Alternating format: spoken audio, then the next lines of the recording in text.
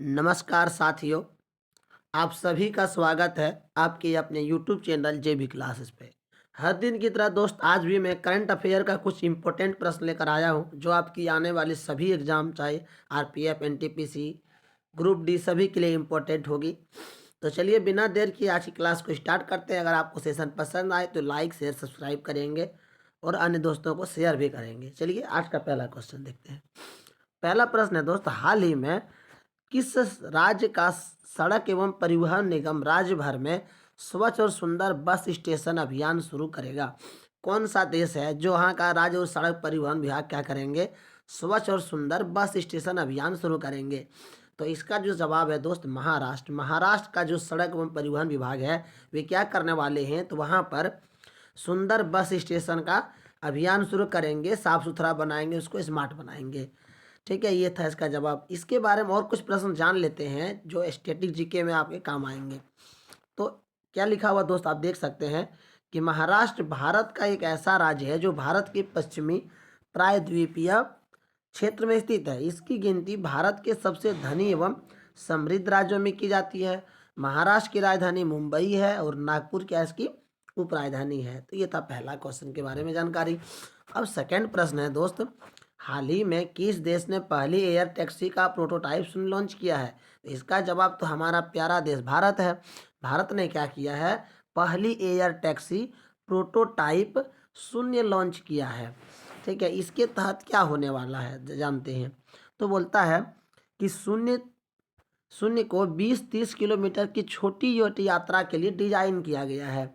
ये विशेष प्रकार का विमान है जिसमें अधिकतम 680 किलोग्राम के पेलोड के साथ 6 यात्रियों को क्षमता है, मतलब 6 यात्री इसमें बैठ सकते हैं। यह वर्तमान में बाजार में उपलब्ध सबसे अधिक पेलोड वाला ईवीटोल वाहन है। यह विमान 250 पर किलोमीटर आवर की गति तक पहुंच सकता है। इसकी क्षमता मैक्सिमम कितना हो सकती है, 250 किलोमीटर पर आवर की इसकी क्षमता इस विमान की शून्य की। ठीक है, और ये जो है दोस्त 20-30 किलोमीटर की छोटी यात्रा के लिए पर्याप्त है, इससे अधिक डिस्टेंस के लिए पर्याप्त नहीं है। चलिए थर्ड क्वेश्चन को भी ऐसे ही अच्छे तरीके से समझें ताकि एग्जाम में इसका प्रश्न छूटे नहीं और बार बार जो है दोस्त रिवाइज नहीं करना पड़े, कंसेप्ट को समझ लेंगे, याद रह जाएगा। नेक्स्ट है, हाल ही में सुभाष चंद्र बोस आपदा प्रबंधन पुरस्कार 2025 किसे प्रदान किया गया? तो इसका जो जवाब है भारतीय राष्ट्रीय महासागर सूचना सेवा केंद्र। अब इसके बारे में कुछ जान लेते हैं। सुभाष चंद्र बोस भारत के स्वतंत्रता संग्राम के अग्रणी तथा सबसे बड़े नेता थे। 2 बार ये कांग्रेस का अध्यक्ष भी रह चुके हैं। कौन? सुभाष चंद्र बोस 1939 में और 1938 में। बोलता है द्वितीय विश्व युद्ध के दौरान, आप सभी को पता है 1942-45 के आसपास में 39 से 45 के बीच द्वितीय विश्व युद्ध हुआ था। उस समय जो है दोस्त सुभाष चंद्र बोस ने एक गठन किया था एक संस्था का जिसका नाम क्या था, आज़ाद हिंद फौज। बहुत इंपॉर्टेंट क्वेश्चन है, बहुत सारे एग्जाम में पूछा गया है कि आज़ाद हिंद फौज की स्थापना किसने किया था? सुभाष चंद्र बोस ने किया था। कब किया था? जिस समय दूसरा विश्व युद्ध हो रहा था उसी टाइम। बोलता भारतवासी उन्हें नेताजी के नाम से संबोधित करते थे। और एक बात और बता दें दोस्त कि सुभाष चंद्र बोस ने ही सबसे पहले महात्मा गांधी को राष्ट्रपिता कहा था। राष्ट्रपिता की संज्ञा किसने दिया था? सुभाष चंद्र बोस ने ही दिया था।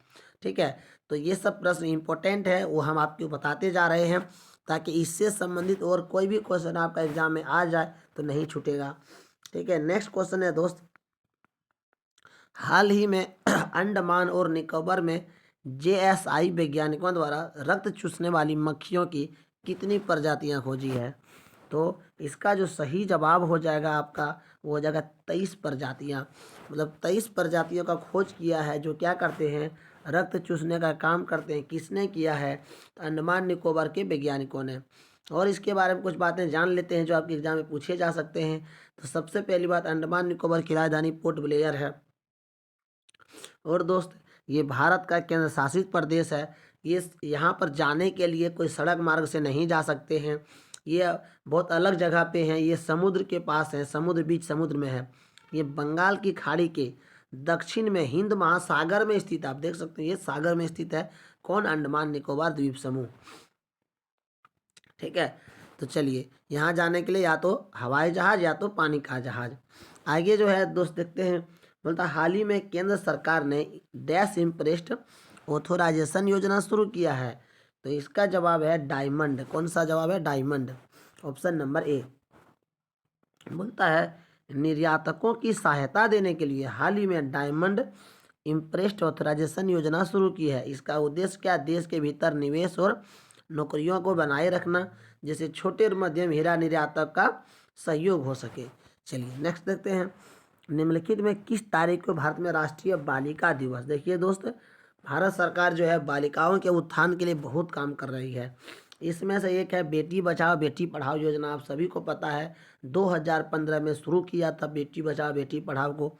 ऐसे ही एक दिवस है इसी के नाम पर बालिकाओं की समृद्धि के लिए। तो यहाँ पे क्या है? राष्ट्रीय बालिका दिवस। तो राष्ट्रीय बालिका दिवस 24 जनवरी को हर साल मनाया जाता है और 23 जनवरी को पराक्रम दिवस। आगे मिलेगा क्वेश्चन अभी। बोलता राष्ट्रीय बालिका दिवस भारत में हर साल 24 जनवरी को मनाया जाता है। इसकी शुरुआत 2008 में की थी। कब हुआ था इसका शुरुआत? 2008 में। किस चीज़ का? राष्ट्रीय बालिका दिवस का। अब 7वां क्वेश्चन, हाल ही में भारत की गैर जीवाश्म ईंधन आधारित ऊर्जा क्षमता बढ़ाकर कितना मेगावाट हो गया है? ठीक है, गैर जीवाश्म, दो प्रकार का ऊर्जा होता है, जीवाश्म गैर जीवाश्म। जीवाश्म क्या होता है? जो सड़े गले जीवों से मिलता है, जीवाश्म कहते हैं, जैसे कोयला, पेट्रोलियम। और क्या होते हैं? गैर जीवाश्म, जैसे सौर ऊर्जा, सूर्य से ऊर्जा, ये गैर जीवाश्म हो गया। तो इसकी जो है क्षमता भारत ने बढ़ाकर अपना 117 गीगावाट कर लिया है। आगे है, हाल ही में तेलंगाना सरकार द्वारा उन्नत एआई डेटा सेंटर की स्थापना के लिए कितने करोड़ रुपए का निवेश किया है? तो तेलंगाना की सरकार ने एआई डेटा सेंटर, एआई आप सुने ही होंगे एआई के बारे में, आर्टिफिशियल इंटेलिजेंस के बारे में। तो इसके सेंटर की स्थापना के लिए तेलंगाना सरकार ने 10,000 करोड़ रुपया जो है निवेश किया है। तेलंगाना की राजधानी हैदराबाद है, आप सभी को पता होगा। ठीक है, और तेलंगाना के बारे में और जानकारी देख लेते हैं। फिलहाल यहाँ पर कुछ ऐसा लिखे नहीं है, तो आगे बढ़ जाते हैं, फिर वीडियो लंबा ना हो जाए। अगला क्वेश्चन है दोस्त, हाल ही में चर्चा में रहा ऐतिहासिक रत्नागिरी स्थल कहाँ पर है? तो इसका जवाब है उड़ीसा।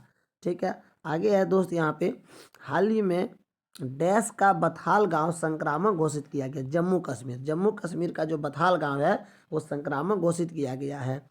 ठीक है, बोलता है दोस्त जम्मू कश्मीर जो है यह भारतीय उपमहाद्वीप उत्तरी भाग में हिमालय पर्वत श्रृंखला में जम्मू कश्मीर है। ये सबसे ऊंचे पर है, ये भी आप कह सकते हैं इसको। ठीक है, आगे है, हाल ही में किस तारीख को पराक्रम दिवस मनाया गया है?